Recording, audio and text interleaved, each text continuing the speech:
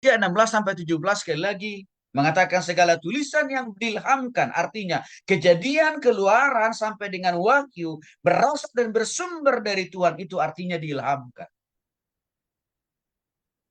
Karena kejadian sampai dengan wahyu berasal dan bersumber dari Tuhan, maka berguna untuk mengajar, menyatakan kesalahan, memperbaiki kelakuan, mendidik kita semakin bertambah benar setiap detik, menit, jam, hari, minggu, bulan, dan tahun. Akhirnya, totalitas kehidupan kita, orang yang setia membaca, merenungkan, dan melakukan firman Tuhan itu semakin maksimal, menjadi saluran berkat, menjadi garam dan terang bagi semua orang di sekitar kita. Hari-hari ini, salah satu persoalan yang sekaligus juga menjadi tantangan bagi kita, orang Kristen, Bapak Ibu, seringkali kehidupan kita itu tidak menjadi cerminan, tidak menjadi berkat, tidak menjadi garam.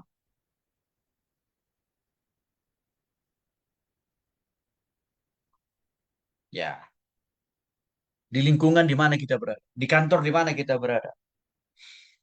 Mengapa? Karena jauh.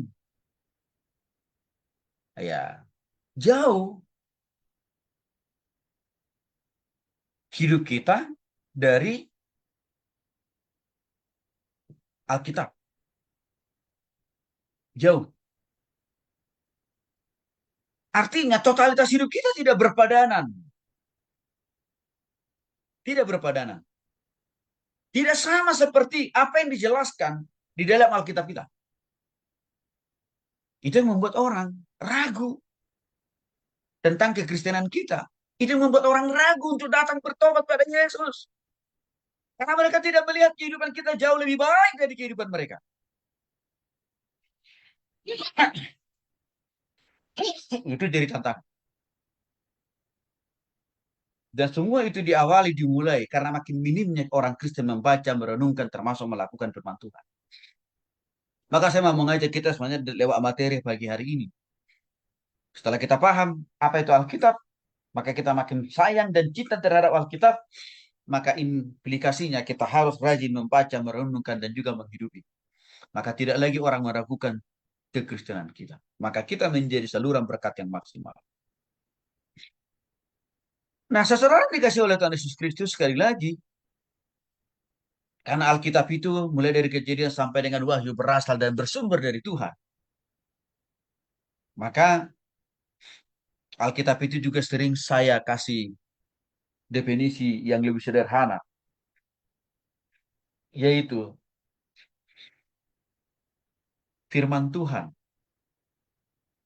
atau isi hati, isi pikiran, isi perasaan Tuhan, serta karakter, kuasa, dan rencana Tuhan untuk kehidupan kita di dunia dan di surga. Saya simpulkanlah itu menjadi Alkitab atau kitab suci.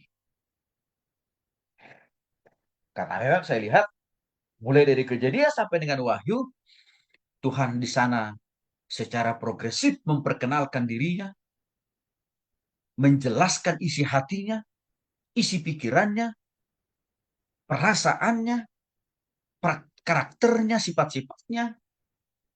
Dari kejadian sampai dengan wahyu juga Alkitab mencatat bagaimana Tuhan menyatakan kuasanya yang powerful, menopang, menguatkan, meneguhkan, menyelamatkan manusia.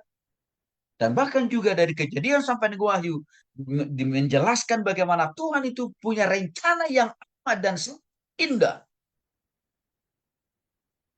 bagi kehidupan manusia yang sungguh-sungguh bertobat kepada Dia selama hidup di dunia ini dan bahkan juga di surga. Maka bisa dikatakan Bapak Ibu, Alkitab adalah surat cintanya Tuhan. Sekali lagi, Alkitab adalah surat cintanya Tuhan bagi kita manusia teristimewa, kita yang sungguh-sungguh percaya kepada Yesus. Maka kalau surat cintanya Tuhan itu tidak kita baca, tidak kita renungkan, tidak kita lakukan, maka kita akan kehilangan arti, makna, manfaat dari surat cinta Tuhan itu sendiri. Yaitu apa? Alkitab. Ujungnya apa? Kita tidak mendapatkan Kita tidak akan mendapatkan pertolongan dari Tuhan. Kita akan sulit juga bisa mengalami yang namanya mujizat-mujizat dari Tuhan. Karena surat cinta Tuhan tidak lagi kita sayangi, tidak lagi kita cintai dengan membaca, merenungkan, dan melakukannya. Makanya hari-hari ini, kenapa seringkali orang Kristen merasa mengalami kekeringan dalam kehidupannya? Merasa mengalami jauh dari Tuhan, jauh dari kasih kuasa pertolongan, mujizat dari Tuhan. Karena mereka sudah meninggalkan Alkitab, tidak lagi membaca dan merenungkan. Makanya untuk itu, saudara, Alkitab memiliki tujuan, memiliki sasaran yang jelas. Berangkat dari 2 Timotius 3 ayat 16 tadi sampai dengan 17. Mengajar. Apa maksudnya? Kalau kita kalau kita mau makin pintar, kalau kita mau makin cerdas, saudara-saudara, memahami segala sesuatu yang Tuhan ciptakan bagi kita di dunia ini, cintailah kita Alkitab. Baca, renungkan, lakukan, mengajar. Sama. Kalau kita mau anak-anak kita menjadi anak-anak yang cerdas, anak-anak yang pintar dari kecil sampai mereka nanti dewasa. Dorong mereka dari sekarang untuk mencintai firman Tuhan dengan membaca, merenungkan, dan juga melakukannya.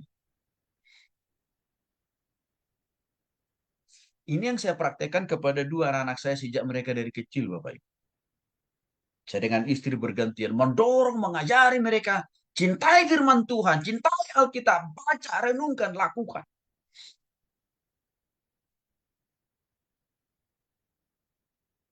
Kuasa penyertaan pertolongan Tuhan pun kami dapat. Saya kira itu juga menjadi dasar dan alasan kenapa dua anak saya Tuhan izinkan masuk ITB. Karena dampak firman Tuhan yang mereka baca dari kecil diakumulasikan oleh Tuhan. Maka Tuhan kasih. Maka Tuhan berkati mereka dengan kepintaran. Saya mau mendorong Bapak Ibu. Apalagi yang masih muda-muda ini. Didik sekarang anak-anak itu mencintai firman Tuhan.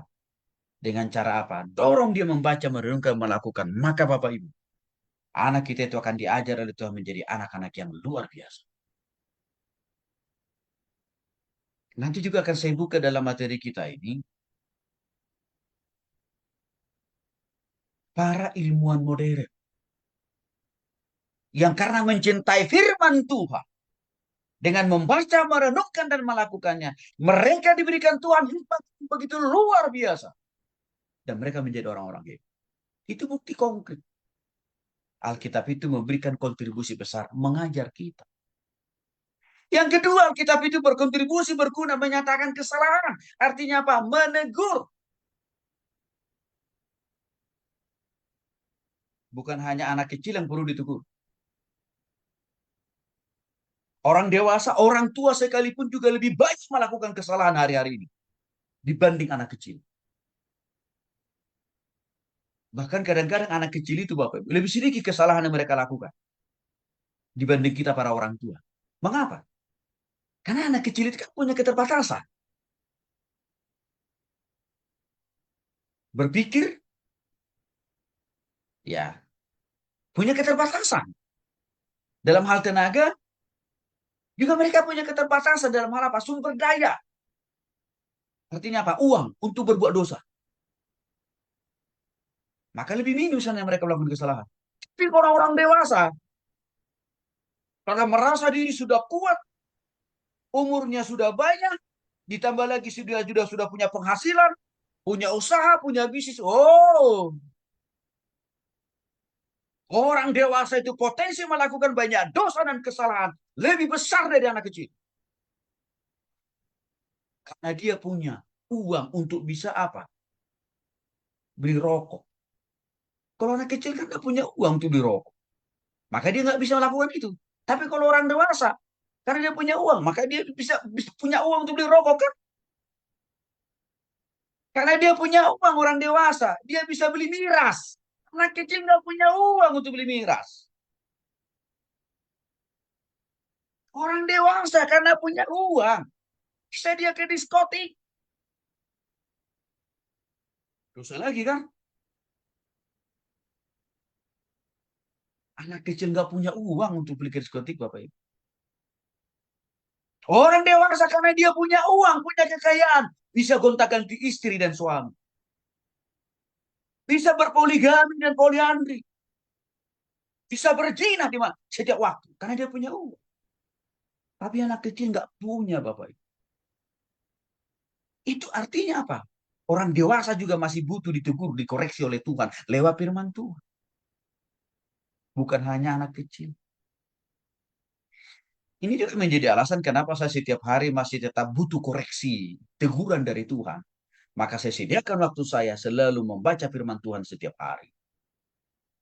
Sekalipun setiap hari pula saya mengajar orang, mendidik orang, membina orang, mempersiapkan bahan materi kuliah kita. Tapi saya butuh teguran secara pribadi dari Tuhan. Lewat firman Tuhan, maka saya baca firman Tuhan. Jadi jangan kita menganggap karena kita sudah kuliah hari Sabtu, maka tidak perlu saat teduh. Karena kita sudah pasti khotbah hari Minggu, maka kita tidak usah saat teduh. Tidak bisa begitu, Bapak Ibu. Karena kita butuh teguran koreksi dari Tuhan. Dari hari, minggu, bulan, tahun-tahun kehidupan kita. Yang ketiga, memperbaiki kelakuan. Hidup kita tidak akan makin bertambah baik tanpa ada yang memperbaiki kelakuan kita, yaitu firman Tuhan.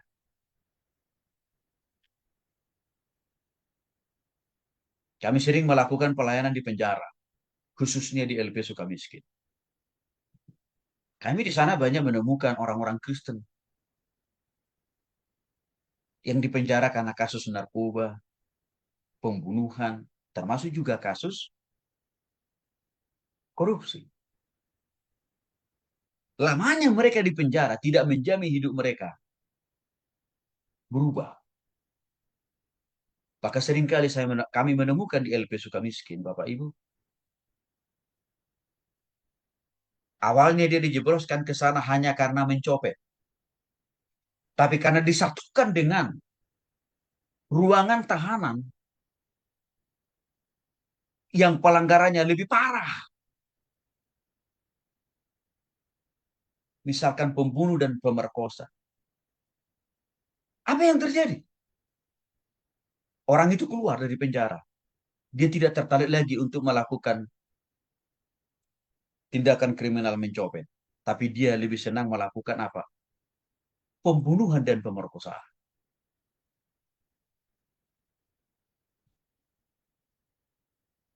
Ini bukti nyata. Penjara tidak menjamin orang berubah. Kecuali dia bertobat kepada Kristus. Baca, renungkan, lakukan firman Tuhan. Waktu dia di penjara. Makanya setiap LP. Mereka diharuskan untuk mengikuti ibadah kerohanian setiap hari. Setiap hari, Bapak Ibu. Mereka itu ada ibadah. Bukan hanya setiap hari Minggu. Targetnya, misinya apa? Karena semakin seringnya mereka mendengar firman Tuhan, itu akan mendorong mereka untuk bertobat dan berubah.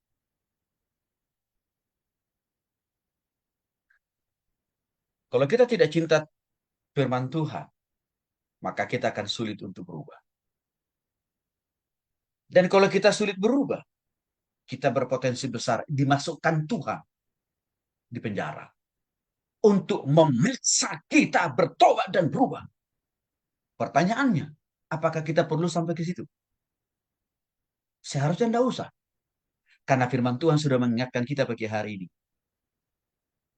Engkau baca, engkau renungkan, engkau lakukan firmanku, kata Tuhan. Maka aku pun siap mengubahmu. Maka orang-orang yang masuk penjara itu kan sebenarnya orang-orang yang menyepelekan, mengerdilkan, meniadakan peran firman Tuhan. Artinya apa? Mereka-mereka itu orang-orang tidak tertarik baca firman itu. Apalagi menghidupi. Maka tidak ada perubahan hidup. Maka tidak ada pertobatan. Ujungnya mereka melakukan segala sesuatu yang berakibat mereka harus masuk penjara. Nah, yang berikutnya firman Tuhan itu berkuasa pula untuk apa? Mendidik kita supaya makin benar. Jadi, supaya cara berbicara kita tuh bertambah hari, minggu, bulan makin benar, baca firman Tuhan. Supaya cara berpikir kita makin bertambah benar. Nggak bengkok, nggak korslet. Baca firman Tuhan. Supaya cara kita berusaha, bekerja, berbisnis, dan melayani bertambah benar. Baca firman Tuhan dan lakukan.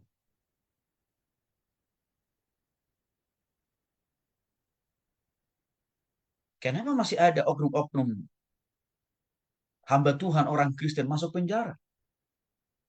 Entah karena kasus melecehkan jemaatnya atau menghamili jemaatnya, menyalahgunakan persembahan jemaatnya. Itu karena sudah berhenti mereka membaca, merenungkan, melakukan firman Tuhan. Sehingga apa? Cara berpikirnya tidak makin benar. Cara mengelola keuangan pelayanan tidak makin benar. Cara memperlakukan orang-orang di layanan menjadi tidak benar. Maka kita harus kembali kepada firman Tuhan. Membaca, merenungkan, dan melakukan. Bahkan kalau kita semua komitmen dan konsisten membaca, merenungkan, melakukan itu firman Tuhan. Semua yang kita kerjakan, semua yang kita lakukan, semua yang kita pikirkan, semua yang kita aktivitas kita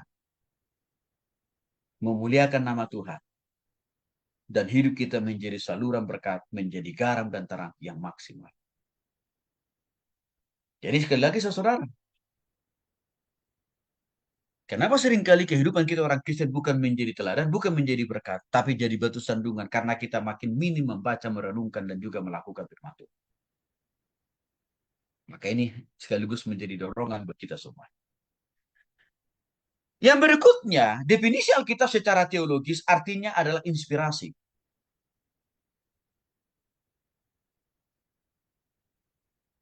Jadi Alkitab itu memang tidak turun langsung dari langit seperti pengakuan saudara-saudara yang lain terhadap kitabnya. Mereka selalu mengatakan bahwa kitab mereka itu katanya diturunkan langsung dari langit. Walaupun dalam realitasnya bohong pula. Karena kenyataannya ada juga yang menulisnya manusia kan gitu ya. Tapi kita nggak mau berbohong. Nyata-nyatanya memang Alkitab itu sampai kepada manusia. Tuhan pilih, Tuhan panggil, Tuhan ciptakan, Tuhan utus. Yang namanya para nabi dan juga para rasul. Tapi waktu mereka menulis firman Tuhan itu, mereka di dalam pimpinan, arahan, bimbingan, kontrol, penguasaan, dan pengendalian roh Tuhan, yaitu roh kudus.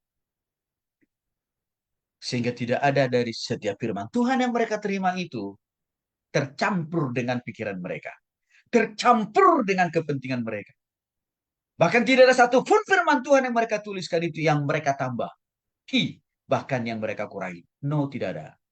Fix semuanya. Sesuai dengan apa yang Tuhan firmankan kepada mereka. Untuk itulah Rasul Petrus memberikan pengakuan yang jelas di dalam 2 Petrus 1 ayat 21. Sebab tidak pernah nubuat dihasilkan oleh kehendak manusia. Nubuat ini artinya adalah firman Tuhan. Tidak berasal dari hati dan pikiran para nabi dan rasul. Tidak, tapi dari Tuhan. Firman Tuhan itu bukan juga berasal dari kepentingan para nabi dan rasul. Enggak, berasal dari kepentingan Tuhan. Bahkan para nabi dan rasul mengakui mereka menuliskan firman Tuhan itu bukan karena keinginan manusia mereka. Bukan karena kesenangan mereka, tapi karena dorongan Allah atau Roh Kudus itu sendiri. Maka ini jelas. Minimal kita temukan dulu satu pengakuan dari Rasul Petrus penulis kitab 1 dan 2 Petrus. Mengakui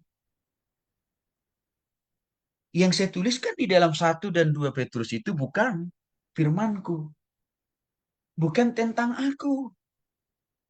Bukan juga tentang diriku dan ambisiku, kata Petrus. Tapi semuanya tentang Tuhan. Dan waktu saya dalam proses menuliskan itu juga saya dibimbing dan diarahkan dan dituntun dan diterangi oleh yang namanya Roh Kudus. Maka tidak ada yang saya tambah. Tidak ada yang saya kurangi. Itu dikatakan oleh Petrus dan juga para nabi dan juga rasul-rasul ini. Ini membuktikan Alkitab itu adalah inspirasi atau bersumber dari Tuhan. Definisi Alkitab secara teologis yang berikutnya adalah dia memiliki otoritas atau kuasa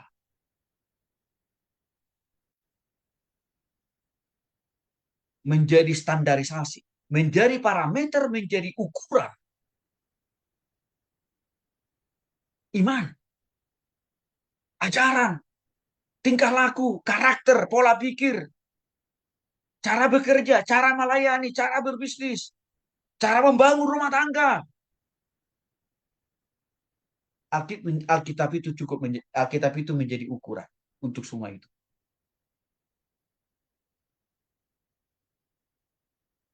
Hal itu ditegaskan dalam Mazmur 119 ayat 105. Firman-Mu pelita bagi kakiku,